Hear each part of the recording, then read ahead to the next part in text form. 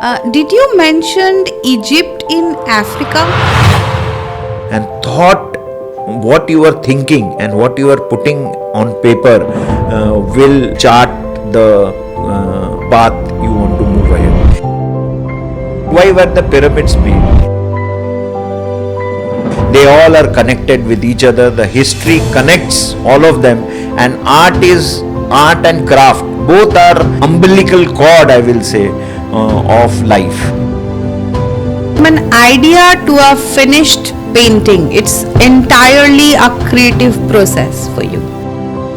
See, when you take filmmaking, it's basically pixels. Then all pixels come together, it becomes a frame, and all frame comes together, it becomes a shot, and all shot comes together and becomes a scene.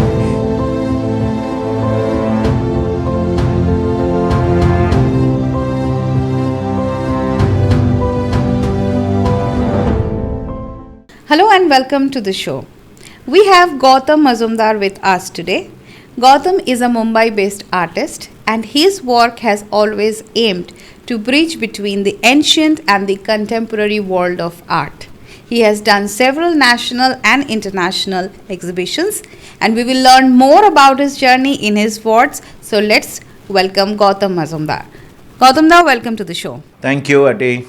So I will dive in straight to your exhibition, Cave to Canvas. The name itself is very mysterious. It reminds us of all the ancient cave painters who has painted with bare basic minimum. So how that inspired your work, or what has actually inspired your work, and the name especially? You're welcome, Ati. This is a deep name called Cave to Canvas, and you are right about that. Cave to Canvas is a tribute to the artist, tribute to those ancient artists who drew on the cave walls. Just imagine those times when they had minimal of the things and they communicated their thought, their thinking, their process of how the ecosystem at that point of time is all depicted on the wall, which we can see today. We can understand from that. So from those dark days inside the cave to the bright canvas today is what known as Cave to Canvas. It's a journey of thought, it's a journey of creativity, it's a journey of ideas. So I can well understand how you call yourself an artist and a thinker, because thought plays a very vital role here. Would you like to explain more about this, how this artist and the thinker shape your art? See, artist and a thinker, and every artist should be a thinker, because art and thought process goes together. These are not two different things. These are, both sides of a same coin. Whatever he is painting, or whatever he is sketching, or whatever he is putting on paper, on canvas, or whatever medium it may be, the thought process comes first. And those thoughts process are, as you say, the old saying, life imitate art and art imitate life, which is all happening all around us. Whatever you see gets imitated onto your canvas. So as I am, you can say, a traveler, a vagabond, and I love to move around the world, and I have seen a lot of places across world. Where you go to these ancient places, it may be the churches, it may be recently my visit was to Egypt, it may be those temples of Egypt, or the tombs over there, or the pyramids. Everywhere you see, and you get influenced by them, and that's why you are not only an artist, you call yourself a thinker also, because thinking comes first and then come arts. So Egypt, the name Egypt is very fascinating, and when you link it to the cave painting, it is more fascinating. So can we say that your visit to Egypt is your major inspiration for this exhibition?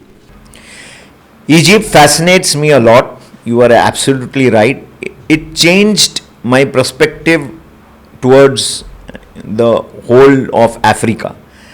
How modern they were in those days I'll tell you a very small experience of mine. I don't want to defame or dename any brand, but best of the brands in France, and best of the smells or fragrances over there, and best of the backpacks and purses, the designs are all ancient and old. When I saw the Tutankhamun, when I was on the one of the best museums of the world, where I saw the things, like my eyes popped out. Okay, is this the design which is the latest design of XYZ brand put on, or is it the thousands of year old purse which this lady queen is carrying?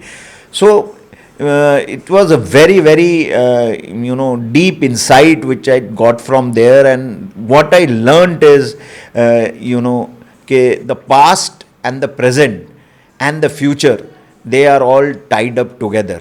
So you cannot look in one perspective, that this is my past and I will forget it, and this is my present and this is my future.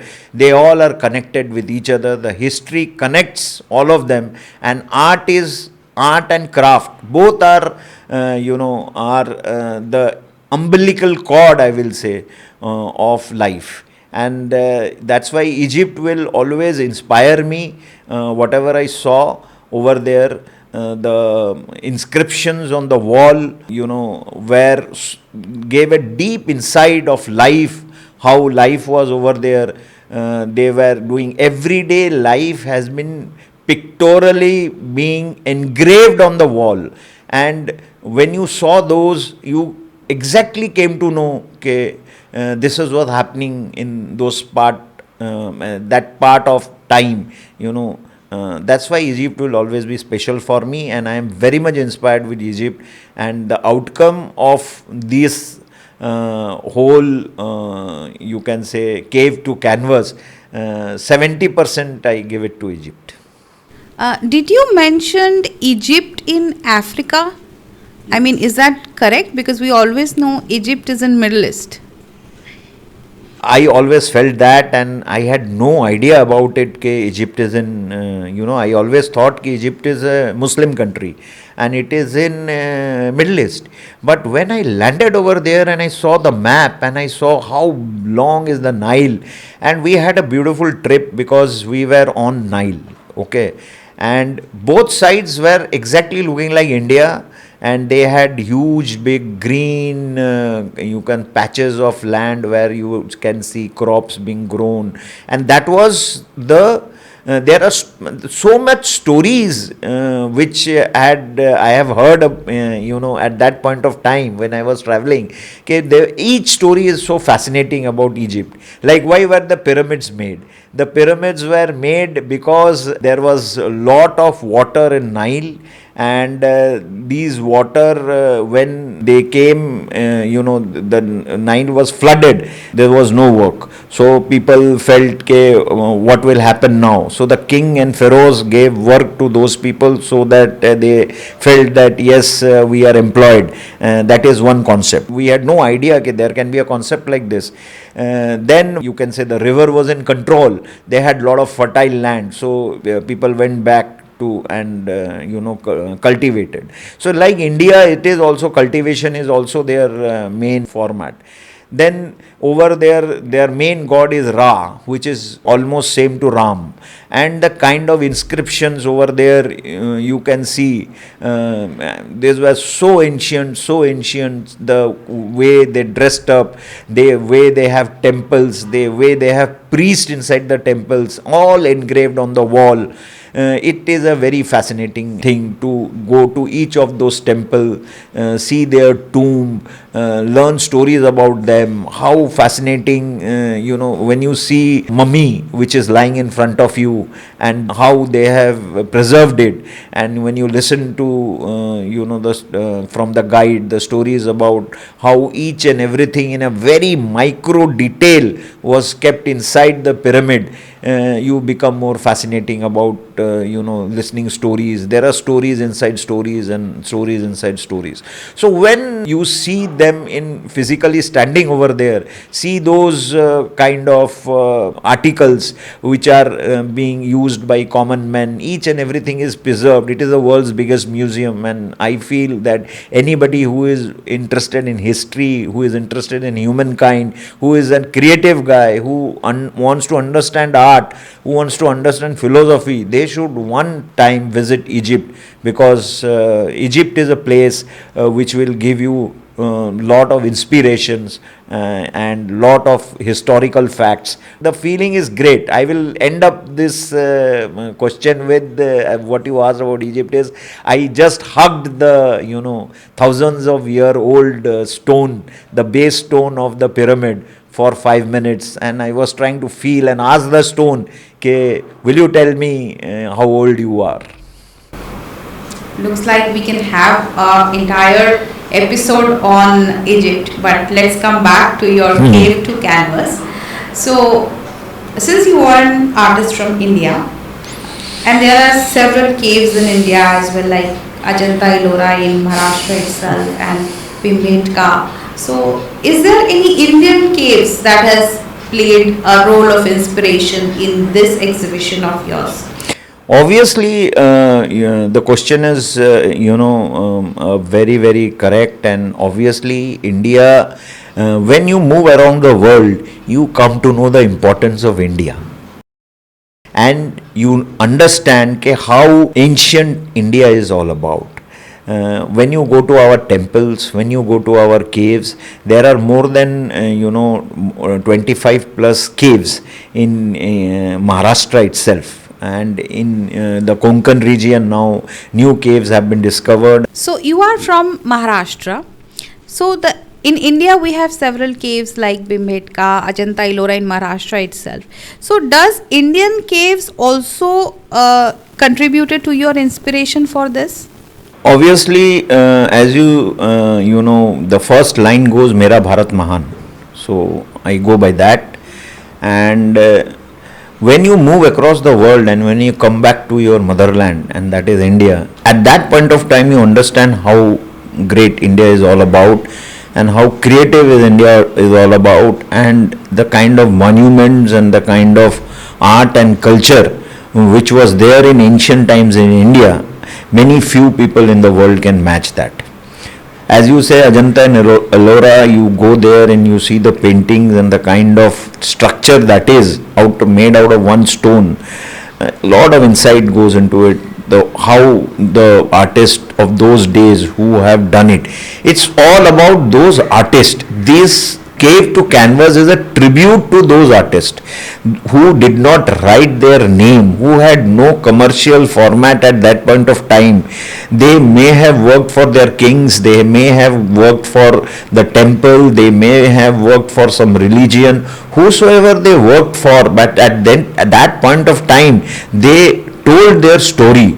They depicted what was happening at that point of time in such a beautiful manner that today also we are mesmerized and amazed to see that. Obviously, in India, there are lots and lots of places. In Maharashtra now, there are a lot of places, and the archaeological department right now in Maharashtra about a month back gave a petition came out, and it has told the NGOs and other people who take care of these sites to go and keep these sites safe, and new sites are being discovered by the day where you can see lot of cave art happening in those days, and lot of storytelling being done on the stones, telling about those times, telling about their life, telling about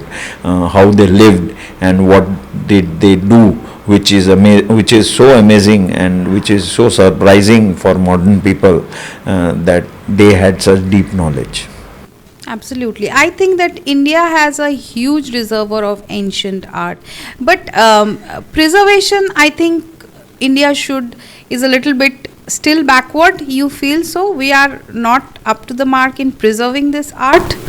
See, what I learned from Egypt, basically, is Egypt has become a total Muslim country. Egypt is a total Muslim country. 80 plus, 85 plus percent people, more than that, maybe Muslims. They have all transformed into Muslims. But the way the Egypt government has taken care of their ancient art is mind-boggling. You have a library which I think it must be more than 25 to 30 lakh square feet and 4 floors, and the kind of books that they have inside the library, the students, and they are teaching students history, and they are training guides over there to tell the history to the people. There are people who are PhDs. I had 4 guides. I took 4 guides in Egypt. These all guides were all trained. They were PhDs, and they were the people who were given to us by the government, the tourist companies, everybody. The kind of respect they have over there for the history, as well as telling, they are proud of that. So it's religion doesn't matter, though they don't belong to that era. They are preserving their religion, they are preserving the kind of things which is, because they learn we have to learn from the past. Now there is a place in Egypt which has been destroyed. Now why it was destroyed? It was destroyed because the king's son did not believe in what the king and his mother believed in, the gods. So what he wanted to finish off the whole of their monuments they made, kind of things they made. So these things, the destruction, how deeply it basically destroys our own format, destroys history, is known to the people who have suffered it. So we have to preserve it. In India, the government has taken a lot of initiative to preserve things. As it becomes a little controversial many a times. This should be preserved and this should not be preserved, but history is history. History has no religion. We have to understand that, and we have to preserve all kind of things which are there with us. It may belong to anybody, but it belongs to the past. So if we want to learn from the past, we have to preserve it, and we have to learn a lesson from many countries who are doing that. Absolutely, absolutely. So Gautam, you have quite a bit of experience in, quite a bit means you have an era of experience in advertising. So how did that experience shape you as an artist? As you say, advertising, it gives you goosebumps. To tell you, as when you say that, do you remember your old girlfriend? So it goes back like that. So advertising has been my bread and butter for, the whole format I have been living with. You are in love with advertising. It was a creative medium once upon a time, but I feel no more. I feel that creative now because a small example, like in our days, if you thought of a punchline, so 2 guys who are copywriters, they will go outside, take a big cigarette and move around and discuss and come back with a punchline. And that punchline was discussed, and the client went crazy about that punchline. Wow, it was on all the hoardings, it was on all mediums, through the line, everywhere that punchline was seen. Today, when the brief comes in, it is about keywords. There are 6 keywords which are being trending on the search engine, and think something with that keywords. So the whole concept of the creative format of advertising is shifting, and that is a huge shift. So you have about 25 years or more than 25 years of experience in advertising. So how did that experience of yours shape you as an artist? The word advertising is very nostalgic for me. It was my, you can say, first love. I was an advertising guy, and in our times, IT professionals were not considered the top of the line guys, but it was advertising professionals. The brains were all going in advertising, how to advertise, Creative part of the creative part of advertising. And I had an very good stint with one of the best advertising agencies called Lintas. So I was in Lintas, and Lintas was like a temple to me, and every day I felt like where I am going and how I am coming out, kind of. I always wanted to be there and never come back home. It was such intoxicating place, because I handled Fuji and Fuji Eterna. Now everything has turned into a hard disk, but in those days, it was a reel. It was a low light reel which we handled, and I had the chance to go to all the cinematographers, best cinematographers of those days, and best of the directors, and interact with them, kind of. It was a good client for me, and I used to love that, doing that, going, interacting with them.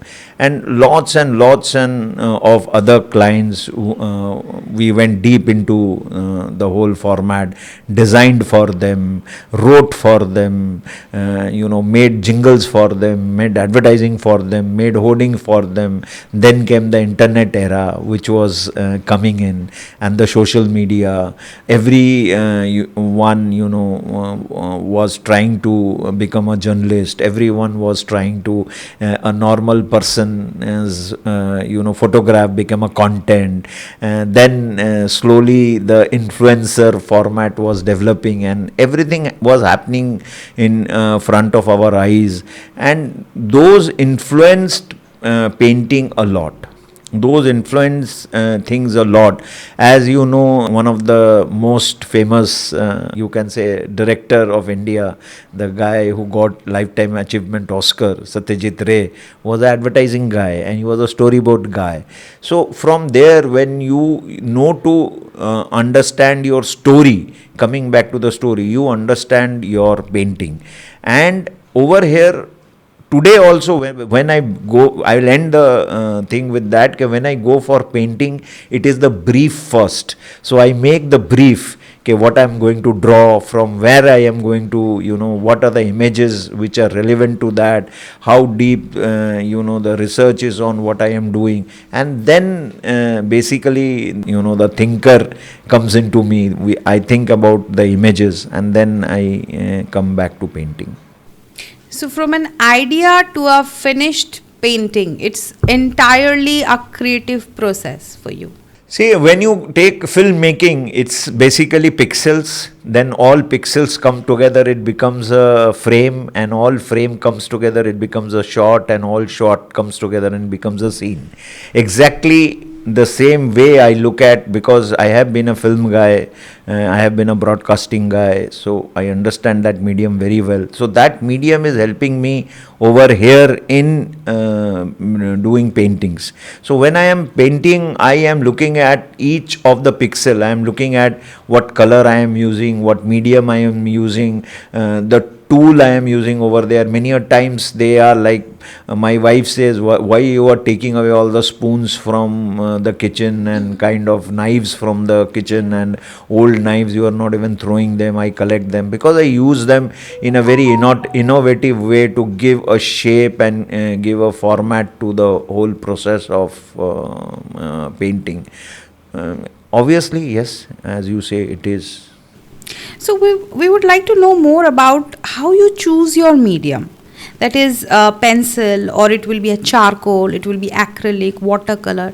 What exactly help you to decide which medium for which kind of painting? See, what happens, there are a lot of people who are painting, I am one of them, but going to a painting school is very important. Learning the basics are very important. So at my age also, I went back to school. I went to Thane School of Art, where I had a very good teacher called Shraddha, very young woman, and very, very intelligent woman, half my age, kind of, and she was very strict, and she taught me lot of basic things which I learned at the school, kind of. She gave me a lot of confidence also, because I was weak in the tools at that point of time. A small example I give you, okay, how many types of pencils are there? I have always used pencil, but I did not have an idea of what an HB is, what an those kind of 2B, 4B, there are a lot of kinds of. yeah, there are a lot of kind of pencils. With that, how you are, and those pencils have different effect on different paper. So there are how many different kind of papers are there. So now I have befriended a guy who is again a paper maker, all the way in Malshej Ghat. And I sometimes go to his abode, and he has a small factory where he makes handmade paper. So I understand how handmade paper is made, how more cotton is used, how base and alkaline, how chemistry is important in the paper, how chemistry is important in the pigments of the paintings you are using, how the color will look at. See, old masters, whatever they did, and today we see them after so many years, hundreds of years, you see a painting, because they used those kind of things. They had the deep knowledge of what kind of things tools they were using. Obviously, formal training is very important for painting, but again, I'll give secondary to the formal training, but I'll give the first thing which I have learned from lot of people. Like I had teachers like Desai sir, Pramod sir, they are senior people in the industry. These people taught me that thought process is also very important, and what you are thinking and what you are putting on paper will chart the path you want to move ahead. And each painting speaks to you, each painting relates with you, and as you start thinking, you come to know that I want to make a sketch out of it, I want to make a charcoal out of it. So every medium has its own plus points and minus points, and also the artist point of view to know the medium and to interact with them. Many people are good at watercolor. It's like a musician playing his instrument. That's very interestingly put. Yeah. That is amazing. So he is good with watercolor. He has amazing hand. He understands the colors. They speak to him. He knows that how much water will change the level of will give more depth to that. Some people are good with oil. Some are good with acrylic. Many people are doing multimedia. They are putting all the things together and coming out with something which is so beautiful and different. So it depends on each and every individual artist and the way he is trained and the way he is thinking. That is really, for me as a layman, you have depicted art as a rocket science here. But it's very interesting, yes. But I would also like to know that you have somewhere I have read, you have mentioned about a different format of painting has inspired you, like Japanese ink painting. So can you tell us something about that? See, when you move to every country has his own, like China has discovered paper long back. So they have an understanding of paper, ink, much more than anybody in the world.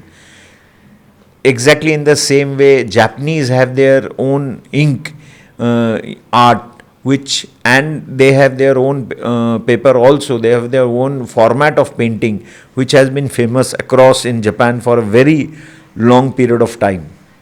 So with the help of, again, you can say internet, where you can, I have a punchline which I always use, that geography is history. You sit anywhere in the world and you can go and avail any painter and anybody in today's world, see their work and get influenced by them, and replicate the way they are introducing themselves in your own way.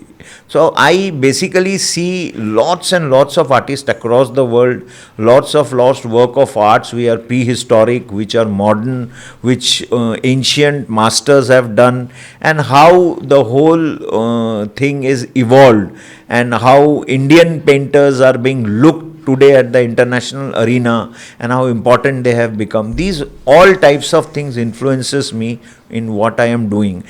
I am still learning because it's a huge subject. Each and everything you cannot kind of master in one life.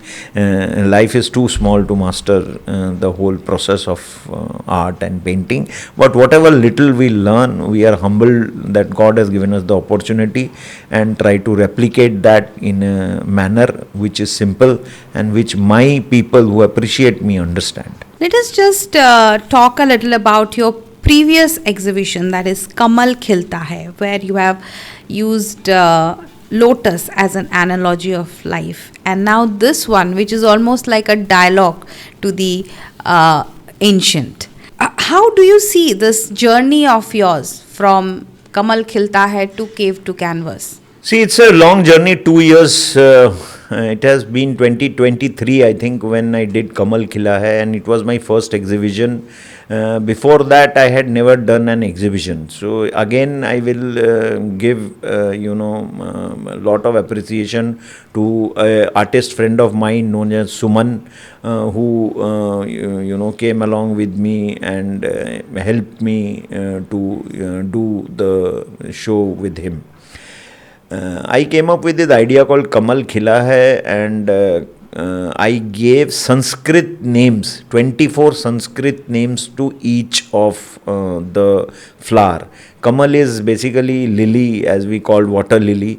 But we have 24, all our goddesses, and if you see all our goddesses, each one of them has a Kamal either in their hand or they are sitting on it. So Kamal has been there. Now what is Kamal? Kamal is basically कीचड़ में कमल खिला है जो हम बोलते हैं. So when you have deep troubles in your world and you come out like a flower and you bloom, that is what Kamal is all about. And that was my concept, that when any difficulty in the world you have, you can defeat that, you can eradicate that, and you can brighten yourself up like a Kamal. So these were 24 Sanskrit names with 24 flowers, different type of flowers in all medium which I have drawn. I have taken one of my paintings which was very costly and which was sold, and the first show, and many people were amazed, it has been shows, I have taken the traditional arts of India, mixed all the traditional arts of India, and then there was Gond, there was Madhubani, there was Varli, all kind of things I have put together, and I made a format of Kamal basically. So that's how this concept was, and from there the journey to Cave to Canvas is a long journey. I am coming back to my favorite format, which is abstract. Over here, whatever is there in the cave, whatever I have seen, I have given my own thoughts to the whole process. I have brought those scratches over there which I have seen inside into a form on my canvas. So that's the journey from cave to canvas. I feel I am more matured now. I am understanding that replicating what I am seeing is not only art, it is the inner thought process which you have. And if I can put those inner thought process, I can be near to the masters all around me who are there, who have more and more deep knowledge. I am just learning. But only replicating things, what you are seeing is not art. Most of the people think that if you see somebody and you made a similar portrait of his, or if you see some scenery and you are doing that, art stops there. Now with the camera all around, even in the mobile phone, I think replicating art is redundant in today's age. So but many people still think that is art, but art is got much deeper insight, much deeper feeling, a deeper sense of responsibility to understand human formats, human thoughts, and those are priceless. If you can go and even portray an iota of it, you have achieved a lot of things. Right. So as I came to know that over 50 of your paintings have already found home. they are sold. So what do you think make people connect to your painting? Very important question, and the answer is very simple. Uh, how big you are an artist? You can only become a big artist if people like you. Right, absolutely. So it's the people who will decide that they like it or not, don't like it. So it may be a scratch which people can like. It may be a deep painting of a temple which people may like. It may be a goddess. It may be anything. It may be flowers. So people appreciate it and people take it. People buy it. People are very important. The one who are looking at your art and are appreciating it. A small child can come and spend a lot of time staring at your art and depicting it in her own way. Okay. So what I feel you have to give importance to the people for whom you are making the art. That is a very important and that is a very focused part of your whatever thought process you are implicating on the paper or you are trying to relate to the audience. And that is what I have done. My first buyers were my friends. As they always are, they are always there with you. So I have very good friends who are my buyers.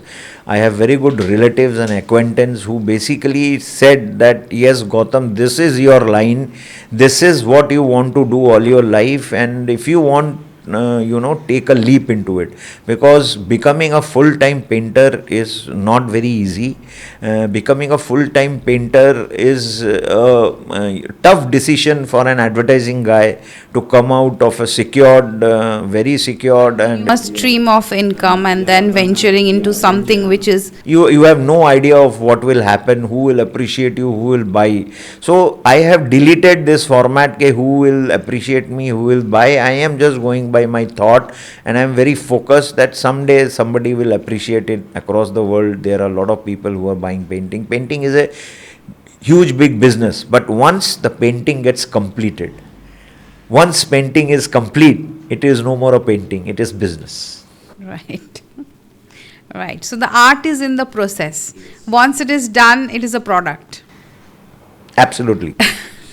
So these days we can see that the art lives as much on Instagram as much as they live on gallery.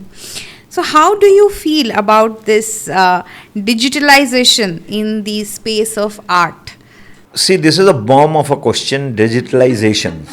Okay, digitalization has changed the whole world, and art is also not untouched by it.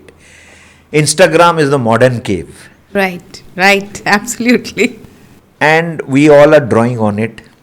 Digitally today, I can connect to any artist, any museum, online, anywhere in the world. Now I'll come to, when negative things give you a very positive push in life, and these negative things were the COVID time in India. Nobody went out of house, nobody were doing anything, but internet was on, and I had all my art supplies stuck in, and I started drawing. And that point of time I realized I can reach anywhere, anytime. I can learn anything from any part of the world. I can relate to anybody. I interacted with many artists. I connected to many artists on social media.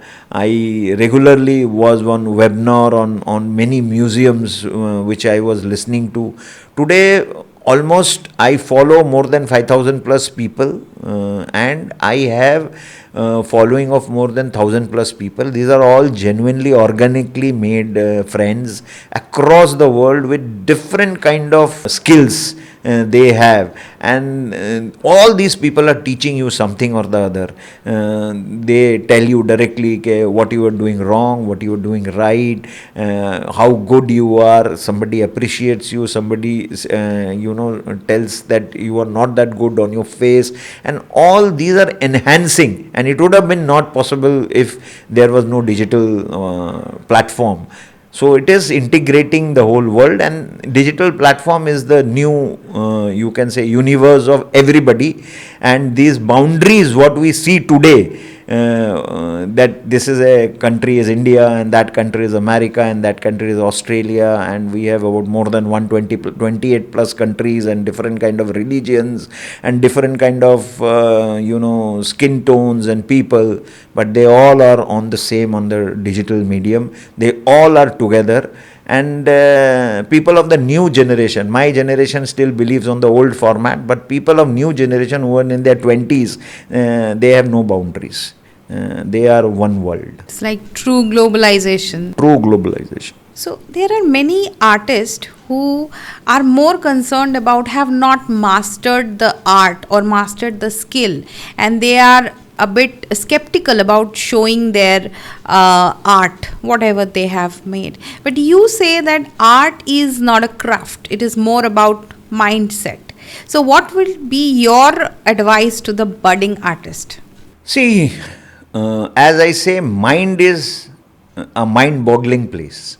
Okay, everything is in the mind. Once you tell your mind to do something, you have already taken a decision. The first decision is taken in the mind, and so is in the art. Whatever techniques you are learning, basic techniques to perform better, are to enhance your, these are tools to enhance your concept, to enhance whatever you have thought in mind, you are putting that on paper. So you need those, but you have to think. You have to understand what you are doing, and that is more important than the craft and the tool which you have. If you have the most expensive paints or you have the most expensive chalks or pastels, that will not make a masterpiece. But if you have a good thought in your mind and you are trying to put that thought together, that can take you beyond. So if many of us think, I don't have the best of the paper, or I cannot reach there, I have not gone to an art school, I am too old to get into this profession, or I am too young to go and display. We have a very big example now. Everybody of us must have seen how mother and father are promoting their young son, and that is Vishwanathan, the chess player's son, has become a painter. And I am so happy to see that young man who is taken a different route rather than his father tested and tried path. He would have become another chess player, but he has taken a different path of becoming an artist, becoming a painter, and trying to enhance his capabilities. In the same manner, all to the new people, if you think that you want to do something, don't wait for it, just start it. Rest will follow. You will understand as you practice, you will understand what are your possibilities, what are your weaknesses, and what are your strengths. So Gautam, you have done several exhibitions in India, and also your paintings have gone to the Paris exhibitions. How do you like to place yourself? Which market you are targeting? Yeah, very commercial question. As I say, once the painting is over, its business starts. Europe and America, Singapore, Hong Kong, China are the places where buyers and investors on painting is being bought, and there are a lot of business happening on painting. There are a lot of people who appreciate paintings, and the action is there. So as an Indian artist, I'm trying to place myself over there. I will take a name of Shantanu Roy. He is my curator from Kolkata, and he runs a organization called City Art Factory. City Art Factory promotes big international as well as national artists across world. They have an amazing platform which gives an unknown artist a very known platform. They curate the artist to a level. They make the artist understand about publicity and how world is a big place for them and India is not the only place. So they only guided me and took me to Paris. I have been with 2 shows with them. I am on a, they have a Shenzhen, as we have a Shenzhen visa, they have a Shenzhen country format in which they have Greece, Spain, Paris again, and Venice, all galleries tied up, and amazing contacts, amazing way of showcasing your art over there. They also are into residential format and touring format of taking artists, which I am a part of them, and doing workshops across world. Which I am trying to go with them at different parts. In November only I have another, once my show at Kamal Nayan gets over, I will be traveling with them to Dubai, taking my art over there. Dubai is the new city for art. It is now the Lahore of the East, they say, because the Sultan of Dubai is taking lot of interest in making it an art hub.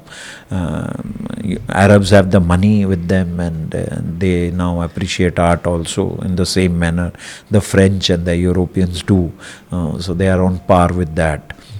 So that's the whole ball game of the international format. I want to know myself globally, and my footprint should be global. That's what I am turning in. And let's see. And I am confident that with my kind of art and focus, I can travel the world. Absolutely. And tell us about the details of your exhibition in India. This is an exhibition where you all people have to come. This is to the audience. I am saying the exhibition is known as Cave to Canvas, as you have heard on the podcast, with all the kind of questions being grilled by Atty at me, and quite an insight we spoke. So this is on November 3rd. It starts at till November 8 at Kamal Nayan Bajaj Gallery at Nariman Point. It's quite a location. So to all my friends, I say first, acquaintance, relatives and people who know me, I call them first, and I am very close to all of them. So I tell them के बॉम्बे आओ और marine lines में घूमो अपने बीवी के साथ, और बाद में मेरे एग्जीबिशन में आ जाओ, और बेस्ट ऑफ द प्लेसेस जो है ताज या उसके पीछे नल्ले निहारी और खाना पीना जो है वहाँ खा पी के चले जाओ, but come and visit my exhibition. You will enjoy and you will get a new insight. Visiting exhibitions and visiting artists should be a part of every people's life. You get something new to see, new perspective to understand what the artist is thinking, and you remain close to art. And this is, you can say, a request to everybody who will be seeing the podcast कि आपके wall पे कम से कम 2 art तो होना चाहिए. So we all artists survive, and our thought process moves on whatever we are thinking. Thank you very much. So finally, when someone is walking out of your exhibition, what do you think they should carry home? See, if you want to tell me the truth, I will like to, they carry home back one of my paintings. That is what, I will pray to the Almighty. But basic thought is that they should come and, get aligned with my thought process. This is what I am thinking. This is what the world is all about. Every artist puts lot of thought, as I said, thinker, lot of thought behind what he is doing, right from putting it on the canvas, framing it, going through a total process, coming down to the gallery, getting time for the gallery. There's a lot of hard work put in by an artist to come to this level where he showcases it to his audience. So audience is very important, and if he is a serious audience who comes and appreciates his work, sees his work, not only appreciates, if there is some critical format, like there are big artists who come and tell you that you should do this and you should not do this, kind of, all are very welcome, because this is a platform which is open, where you put all your efforts, and you want people to appreciate it, see it, take back the thoughts with them, criticize you, love you, give you ideas, so that you can go take those blessings and take those thought process of people to the next, because this is food for me, this is what we live on, and this is what we want from our people who come and see it. So every feedback is a seed to the new thought, new art. Obviously, every feedback is seed to the new thought, because thought survives, time passes away, history, is the present becomes history. Only the iPhone is a thought. Okay, the best of the car which you are traveling now is a thought. Tesla gave it a thought to the car that it can be electric. So everything starts from what you are thinking, and art is also so. So we put that thought on paper, and we collect those thoughts from people who come and see the art. So with that, Gautam, I wish you all the very best for your exhibition, and I will also tell all the viewers to please come and visit this exhibition.